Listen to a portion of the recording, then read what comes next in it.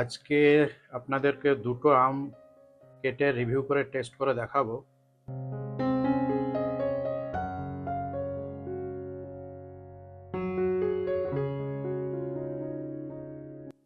দুটোই আমাদের গাছের এবং গাছ পাকা আম। তো তার টেস্ট রিভিউ দেব। ফল হয়েছিল, তার ফুটেজ হয়তো আপনারা দেখেছেন বা আমি আরও একবার দিয়ে দেবো।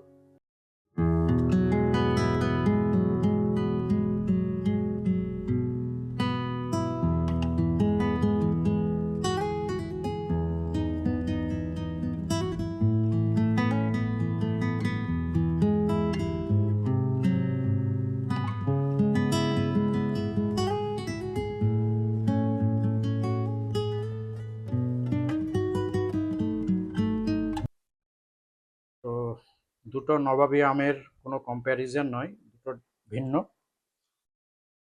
তো বসন্ত গার্ডেনে আপনাদেরকে আবারও স্বাগত। আসুন আজকে আপনাদের দেখাই খুব আনকমন আম, যেটা নবাবী কিন্তু মুর্শিদাবাদের নয়। এখন আমার হাতে যেটা আছে এটা হচ্ছে লখনৌয়ের নবাবী আম। দেখুন, এটা খুবই আনকমন, আমি আজকেই প্রথম খাবো। আমের সাইজটা আর একটু বড় হয়। আর এটাও আর একটা নবাবী আম, এটা একটু ছোট আছে। তো এইটার নাম হচ্ছে বার্মা সুরখা। গাছ প্রায় আজকে 3 বছর 3.5 বছর পর আমি ফল পেলাম। গাছের হাইট হবে আপনার 5.5 ফুট 6 ফুট এরকম হাইট, অনেকগুলোই ধরেছিল। আর এইটা যেটা দেখছেন এইটা হচ্ছে বৃন্দাবনী। এটাও অনেকদিন আগে হারভেস্ট করা হয়েছিল, প্রায় দিন 6 হয়ে গেল। আগেও আমি খেয়েছি, বেশিরভাগই পোকা টোকা লেগে যায়। এটা কিন্তু খুব যে আর্লি ভ্যারাইটি তা কিন্তু নয়। তো এটাকে নবাবী বলা যাবে কিনা আমি জানি না। তো এটাকে আমি কিনেছিলাম মালদা থেকেই, এক ভদ্রলোকের কাছ থেকে। যখন খিরসাপাতের গাছ কিনছিলাম উনি এটা আমাকে দিয়েছিলেন। তো যাই হোক, শুরু করছি যে প্রথম নবাবী আমটা সেইটা দিয়ে। এইটা হচ্ছে সুরখা বার্মা। শেপটা দেখছেন একটু লম্বা, উপর দিকটা সূর্যের আলো পড়ে লাল হয়। তাই যেহেতু আগেই হারভেস্ট হয়েছে অতটা লাল হয়নি। আর হালকা একটু কালচে ভাব এসেছে, হয়তো অনেকদিন ফ্রিজে ছিল এই কারণে হতে পারে। এই যে দেখতে পাচ্ছেন,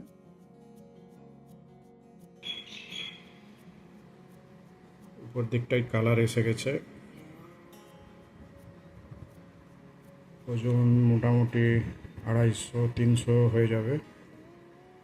এদিকটা একটু গ্রিন ছিল, কিন্তু এটা কালার আছে। এবং নবাবী আম, নবাবী আমগুলোর মধ্যে খুব কমই আছে যেগুলোতে কিন্তু কালার আসে। এটা তার মধ্যে একটা।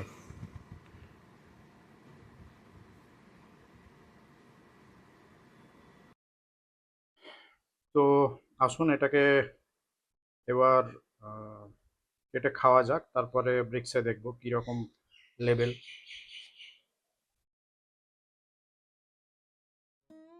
অ্যারোমা আছে,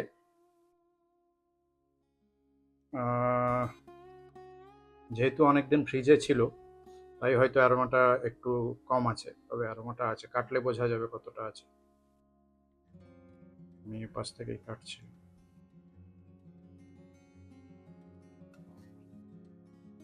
রস আছে, মাটিটা নিচের দিকে হালকা একটু মোটা, রস কিন্তু ভালোই আছে।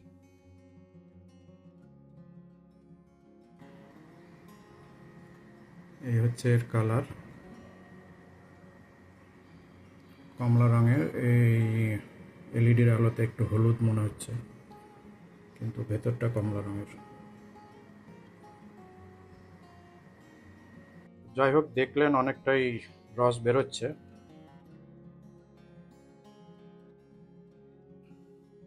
এটা ডিপ অ্যারোমা রয়েছে। কাটার সময় আমি কোনো আঁশ পেলাম না, কোনো কড়কড়ে শব্দ বা কিছু। কোনো কিছুই নেই।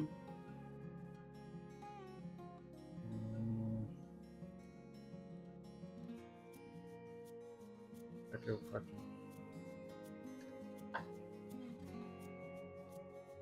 আগে খেয়ে বলি।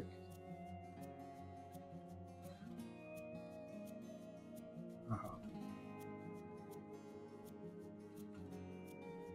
তার সঙ্গে এর সাদৃশ্য টানবো এটা বলাটা খুব মুশকিল।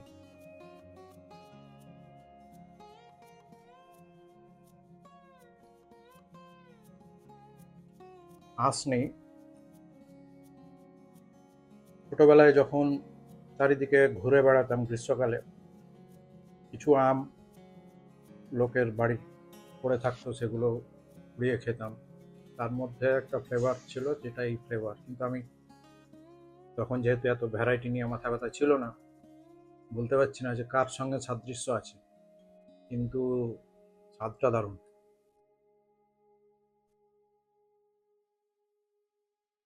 কিছুটা কোহিতুরের মতন ফ্লেভার পেলেও পেতে পারেন।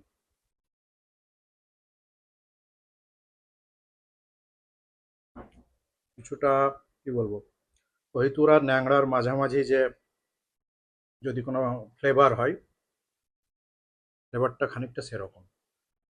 আর আঁশ নেই, দেখতেই পাচ্ছেন। পুরোটা আপনি বসে একাই মিনিটের মধ্যে খেয়ে ফেলতে পারবেন। দারুণ খেতে। আর ব্রিক্স মিটার কি বলে সেটা এবার দেখব।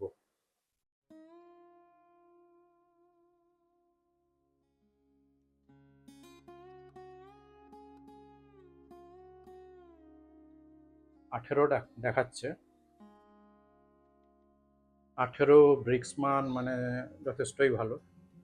তার মধ্যে এগুলো আগে থেকেই পাড়া হয়েছে, মানে পাকতে শুরু করেছিল তখনই, আবার ফ্রিজে ছিল। তো 6 দিন হয়ে গেছে। এখন গাছে যেগুলো আছে সেগুলো হয়তো আরও বেশি ম্যাচিওর। যেহেতু আমি এবছর বাগানে যেতে পারছি না, তো তাই এভাবেই আপনাদেরকে রিভিউটা দিচ্ছি।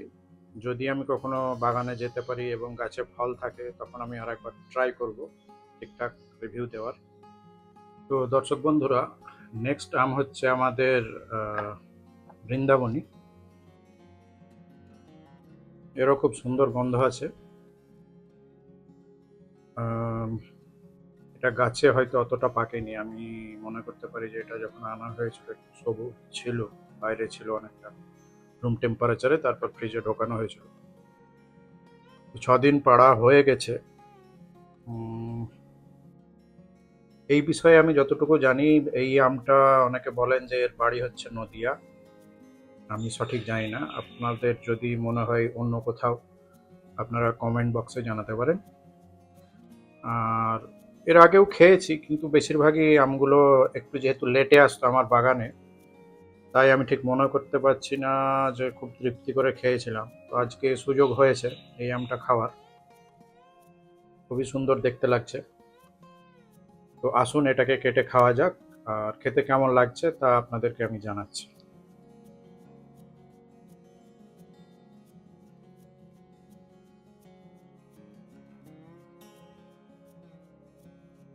উম, আহ, এটার রস আছে, আঁশ আছে, এবং আঁটি কাটতে গিয়ে আঁটিতে আটকে গেলাম। এই যে বুঝতেই পারছেন।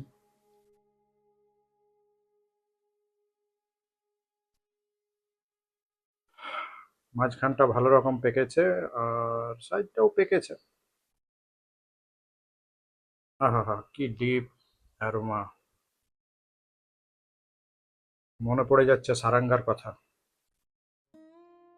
দেখা যাক সারাঙ্গার মতন খেতে হয় কিনা।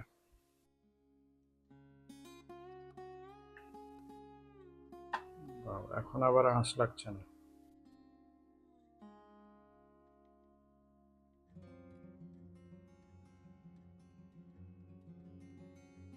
ফার্স্টে মুখে নিয়ে দেখি।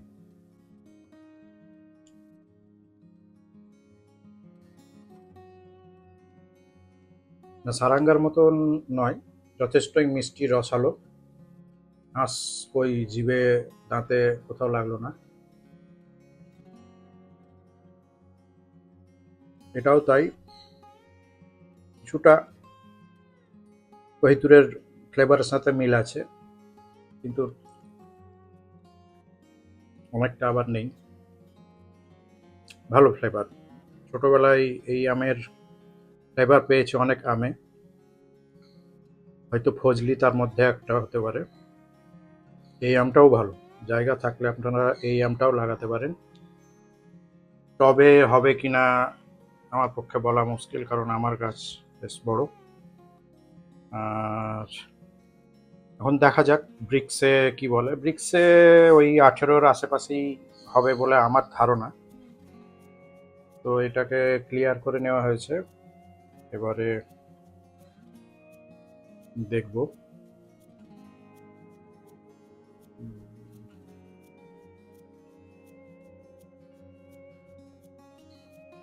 রস যথেষ্টই আছে।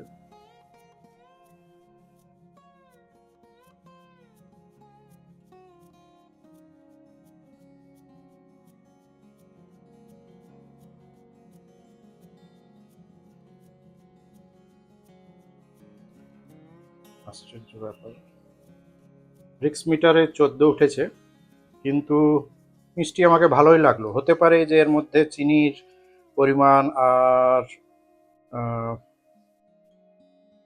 রসের পরিমাণটা বেশি, আর টকের পাঞ্চ নেই।